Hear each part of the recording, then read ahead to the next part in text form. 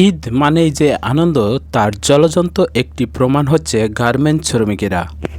শত কষ্ট হাজার চাপ, তারপরেও ঈদ এলে গার্মেন্টস শ্রমিকের মনে লাগে আনন্দের ছোঁয়া।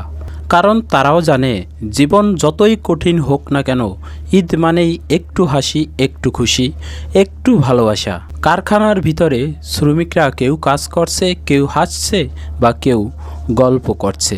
সারা বছর মেশিনের শব্দে কাটানো মানুষগুলোও ঈদ এলে বদলে যায়। ক্লান্ত চোখে তখন দেখা যায় এক টুকরো স্বপ্ন। শ্রমিকের রঙিন কাগজ, বেলুন, ছোট্ট সজ্জা দিয়ে কর্মস্থল সাজাচ্ছে। কারখানার সেই ব্যস্ত ফ্লোরটাও যেন হয়ে ওঠে উৎসবের ছোট্ট একটি জায়গা। নিজের হাতেই সাজিয়ে তোলে কর্মস্থল। কেউ দেয় রঙিন কাগজ, কেউ দেয় ছোট্ট লাইট, আবার কেউ সবার জন্য নিয়ে আসে মিষ্টি।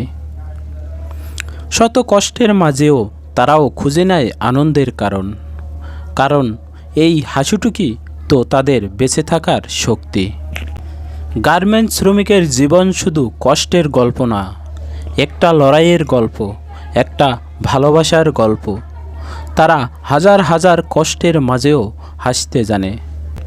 এই ঈদে তাদের হাসিটুকু সম্মান করুন, কারণ তারাও মানুষ, আর তারাও স্বপ্ন দেখে সুন্দর একটা ঈদের। গার্মেন্টস শ্রমিকের প্রতি শ্রদ্ধা ও ভালোবাসা রইল। গার্মেন্টস শ্রমিকের পক্ষ থেকে পিটিভি পপি স্টুডিও।